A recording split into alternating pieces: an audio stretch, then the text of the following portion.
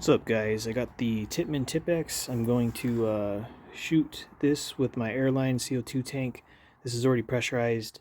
I think the last time I chronoed it, it was doing 35 or 40 joules. I think I turned it down a little bit since then. And I just want to do some shooting, try to hit that. I'll do some chrono on the first couple of rounds. I'm going to use alien play balls because they're cheap, and if I lose them, it's not a big deal because I have more of them in the house and they're super cheap. So yeah, just doing some general just shooting, seeing how this operates, seeing if I still have a good knack for hitting that target. So I got the 10-inch barrel on here. Not sure of the bore size. I bought this used off of discountpaintball.com. And it came with this MCS barrel kit thing, fake suppressor, 10-inch barrel, alien play balls, 7.2 grams, small ones like 677, 678 bore size, and yeah, just gonna be shooting it. There's an empty CO2 in the front because you need to have that in there for it to not leak all the air out. It's very similar to the Tippmann TCR or Burna TCR, and I'm just gonna throw this in my backpack and I'll get on it. So that box, the box is about eight footsteps away from this table or trash can thing that I got right here. So it's about 18 to 20 feet away, probably about 18 feet. And I'm gonna chrono a couple of these shots, see if I'm hitting that target good. I'm gonna be aiming for its mouth.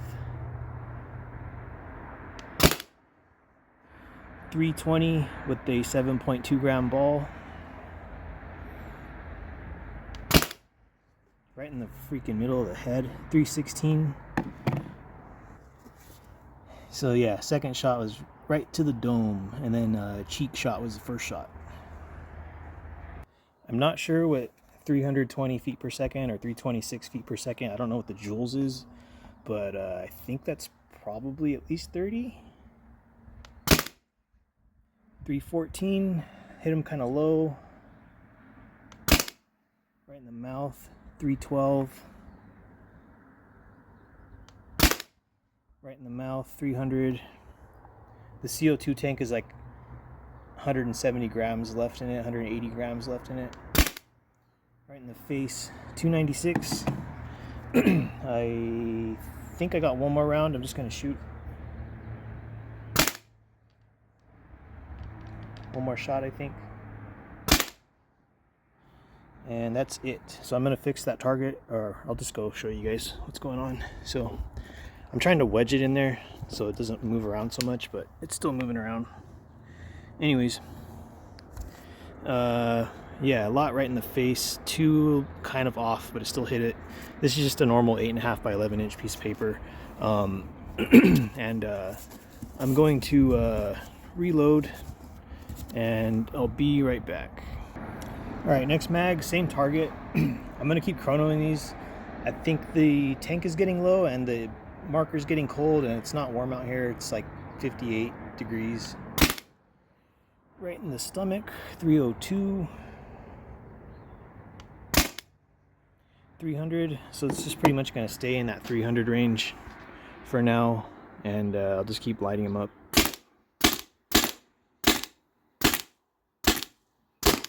Out of shots. I forgot I have these 8-round magazines. That's why it's hitting more than 7 at once. 7 shots, because typically you can only get the 7-round mags. The 8-round mags I have in this are discontinued. I bought one TiPX off of eBay, used obviously, and it was the actual original TiPX, so it was missing the I, and now all the modern ones, any one that you buy new in the store, has TiPX in the name, TiPX, and they just basically updated the internals. There's a bunch of issues with the original launch of those. So if you have any of the newer ones, which is probably like 99% of you guys, if you buy one of these, you're gonna have a new one, TiPX. All your internals are updated. You don't have to do the shit that I had to do to get it fixed. So yeah, that's basically all stock in there. O-rings are stock. The breech is stock. The brass pipe is stock. I haven't done anything to that thing. All I've done is turned up the velocity adjuster on the back and just done like normal maintenance to it. So the thing hits like a truck. It's just big, and it's a good truck gun or a good house home defense pistol.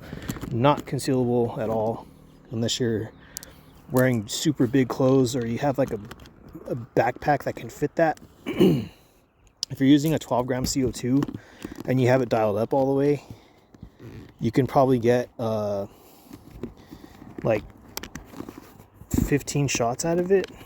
And if you have it turned up all the way, you'll hit about, with the stock barrel, you'll hit about 30 joules if it's like a normal temperature day outside.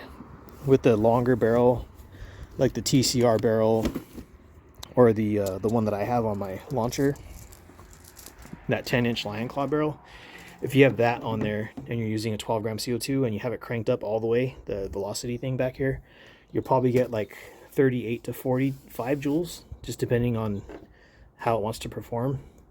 And each shot after that, you'll lose about 2 joules each shot after. And pretty much your first magazine will start around 40 and end around like 25 or 20. I've done it a few times. I don't like to shoot this thing full power all the time because that's when you have O-rings blow out on you and stuff. So I'm going to switch out the target and get more balls and be right back. All right, guys, these are the 8-round magazines. Notice this like swoop right here. Here's 1 ball, 2, 3, 4, 5, 6, 7, and 8. So the way these are in here, they're kind of staggered like the 7-round Berna magazines. So I think they stopped these because I mean, back in the day people used these for paintball and they weren't using them for hitting the shit out of people with a heavy ball and stuff. So these came out like in 2008, I think, maybe around that year, 2008, 2009. They're used for paintball, and the stacked magazine ended up having loading failures and stuff with balls because they would get pressed and crack and stuff. But I'm not using paintballs. 300 right below the bullseye. 294 right below the bullseye. 288. 288. 284. So it's probably getting cold and the tank's getting lower and lower, so I'm just gonna kind of eyeball this and reload right now. I've had pretty much almost no issues with these TiPXs, even though I got them used. Every once in a while I'll have like an O-ring kind of fall out of place or come loose or something. But they are pretty good performers. Get some good power out of them. If you're using 12 gram CO2s, it's not bad. I mean, obviously the Pistol X68 is like the new big boy on the town that's just, you know, destroys anything that came before it. As far as like each shot you take out of it, it only has like a 1 joule drop off, and you can get about 8 good shots out of a CO2, and it's just a beast. But it's pretty expensive. It's not out of my price range. I just feel like I don't really need it because I have so many other launchers, and I don't sell things, and I don't really like do anything like that. Like, I mean, I could buy one, but it's like if I bought that in a magazine, it's like $450, kind of, probably like $500. So yeah, I was just kind of eyeballing these last shots. That's why they're off. And yeah, so that's that one. This is the second magazines, 2 of them, 16 shots. This is the first 2 magazines, 16 shots, and that's like an 18-foot distance. I'm gonna degas this really quick. So to degas this, you can see that kind of like thing right here. This is really similar to the TCR. In fact, this is the TiPX. The way this is designed is actually the TCR. The TCR came after this, And so I'm going to put an Allen wrench down that littler hole, and I'm going to basically bleed out all the extra gas that's in here. I could dry fire this, but I don't want to. So this is a really small Allen key, and it fits in there. This is basically what I do to the TCR, except it's inside that housing. So you just press this.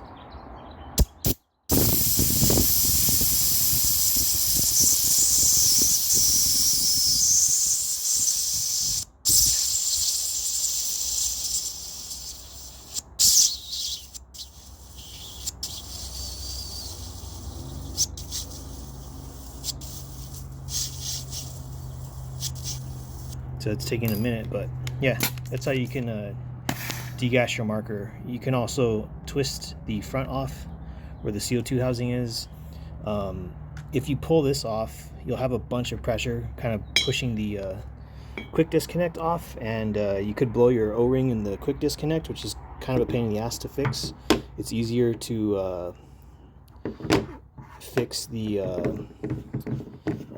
PRV. Oh, not really easier to fix it, but it's easier just to press this with the Allen key. And if you have one of these, yours comes with, I think, 2 Allen wrenches, and one of them is for the screws on the body of the TiPX, like these. These are aftermarket stainless steel bolts, but the original ones are just these black ones. I think it's an 1/8 inch Allen key, and then the other one is whatever this size is. It's smaller. But here's the empty CO2 that's been in there the whole time.